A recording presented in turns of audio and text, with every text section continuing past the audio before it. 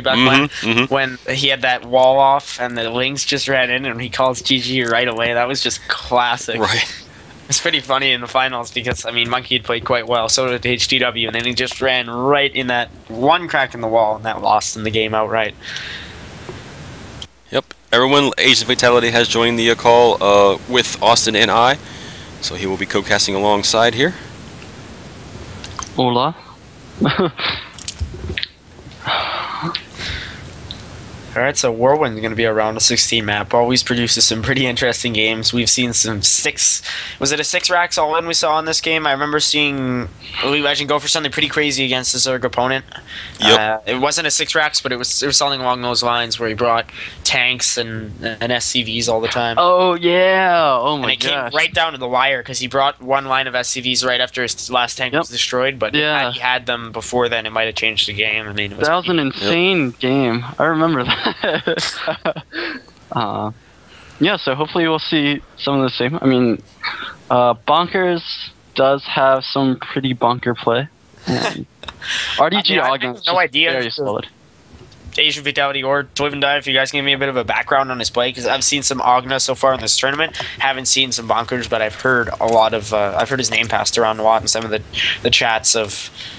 Bonkers, memorable DayWalker moments. Right, but Bonkers is your... I mean, mostly he's a standard Protoss. He's pretty good. I mean, he can play the standard game. Like, we've seen him play 20, 30-minute games. Right. Which are insane. But Bonkers also has those, like, kooky cheese plays that he can do, like, in the middle of series.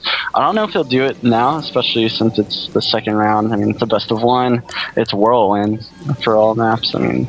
If there's any map to macro on, it is this one.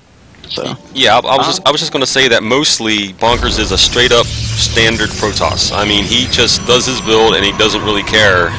At least the games that I've seen, you know, pretty much what the other opponent is doing. I mean, he will adapt, of course, but straight up standard Protoss is how I define AGbonkers.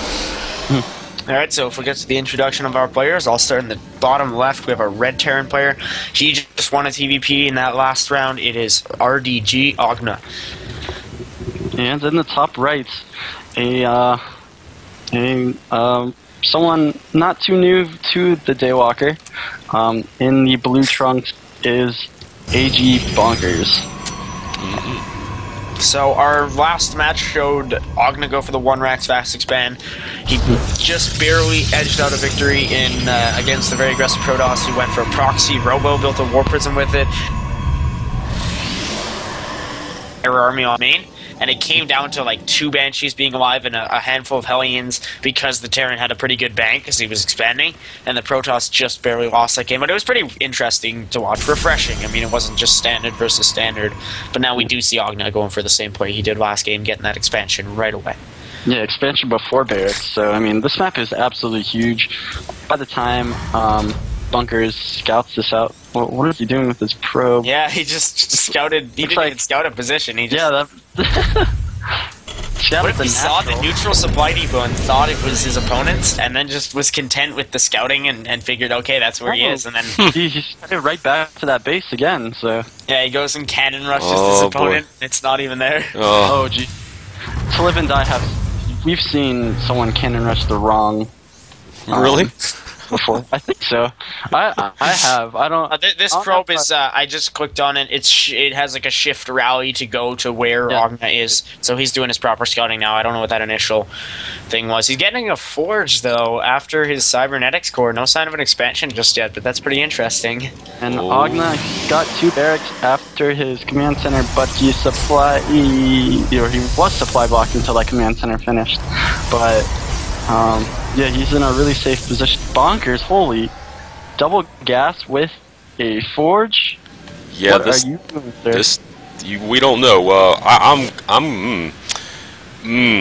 not gonna say yet. I mean, the probe is going to die, so it's not like you can do anything with that.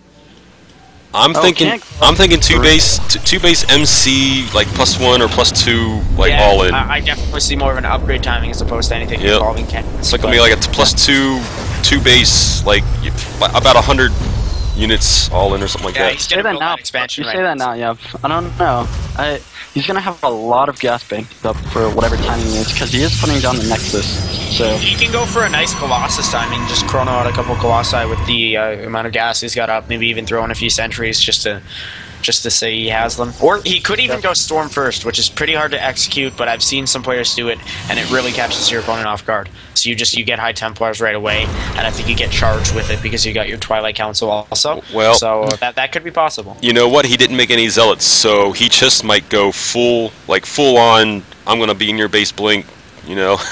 Yeah, that's also a possibility. I can kind of sense him getting Twilight Council tech, but he is going for a Robo, so he's going to have that fairly standard structure to support his army. He's got one cannon there, I guess, just as a security blanket. But Ogna going to finish off his bunker. I mean, he's looking pretty good right now. If we look at the APM of our players, Bonkers is at 187 on average, and Ogna 172, so we've got some pretty high-level players in this game right now. Yeah, definitely.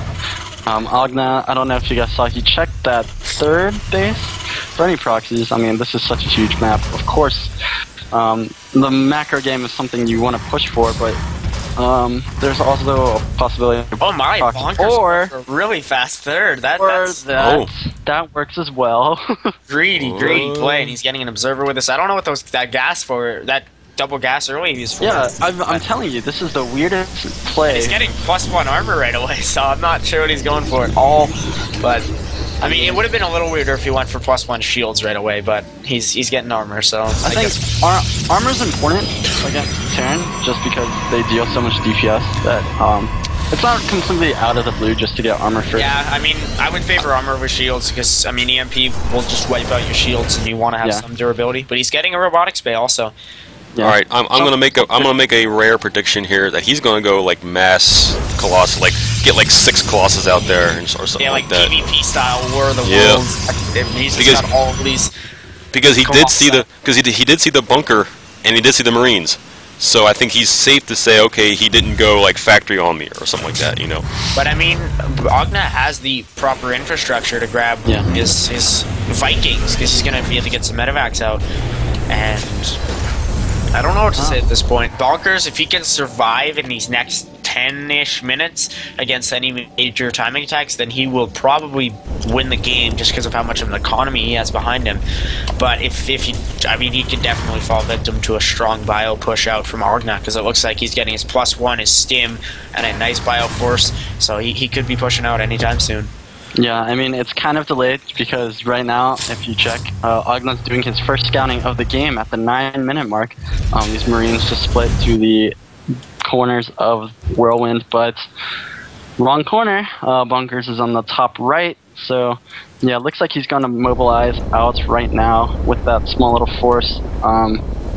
If we check out, Bonkers doesn't have center vision anymore, so he might be caught off guard right now. It just looks like he's putting up a lot of structures, macroing up super hard that he doesn't really have much of an army. Yeah, armies have 400 minerals to an 8. I've seen games on Whirlwind before where the Terran puts on TVPs where the Terran puts on relentless aggression on the natural without knowing that there's a third base there when the Protoss takes it so early on in the game. So I mean, if Bonkers can hold here, he might not necessarily lose his third because Ogna might not think of scouting there. Oh, here we go. He's push up the ramp. Very well though. And he does. It's a nice force field there. Block it off. He doesn't really have the sheer unit count right now. He needs to be very careful with his weapons. And the Colossi was shown there, so that's definitely good. Yeah. He's got the Twilight Council though, which will definitely help his transition to Storm, so he can get the Colossus and Storm both. And the factory will scout the third from Bonkers. That's gonna be a little bit of that's gonna hurt a little bit. And Ogna, I don't know. Ogna can definitely take advantage of this. Wow, takes out the observer. And that was really, really sneaky. He's gonna go for probably a drop at the main base even, and then push into the third. I don't know, but if the game is to be won or lost by the Terran at this point, I think Bonkers just kind of, told his opponent almost, look, I'm teching up really fast. I grabbed a quick third base. Let me hold off and I'll win. If you don't let me hold off, you'll win. Okay, Ogna's gonna go in for the third while trying to drop into the main, but Bonkers, you have that stock right there. And it's just going to shoot at it, but it'll probably be taken out. At the same time, at the attack on the third, stims in only a cannon to peck at the Marine. Otherwise, it looks like this third's gonna go down quite easily. Yeah, and the Terran's also grabbing his third on the back of this, so this is looking very good right now for Ogna. Yeah. He's got to be careful. Oh, he's going to go mash drop in the main. He's got to be careful not to lose any of these medevacs, but Bonkers, I don't know, he's all over the place at this point. He's supply blocked, he's got a large bank. He just needs to get units out because he's quite behind in this game right now, I'd say. The income tab showing 58-57, but it seems like Ogna's just got his production kicking into high gear, and he's just his units are rolling across the map. Ogna wanted to drop into the main, but there's a small little force up there. But right now, this is a really good position for him. I mean, yeah, just took out his third, saturating his own. He's got armies in the middle. He's got a mobile medevac army. I mean, this is a really nice position for the Terran player. Well, on the back of this, Bonkers is getting Templar archives. He's getting good upgrades.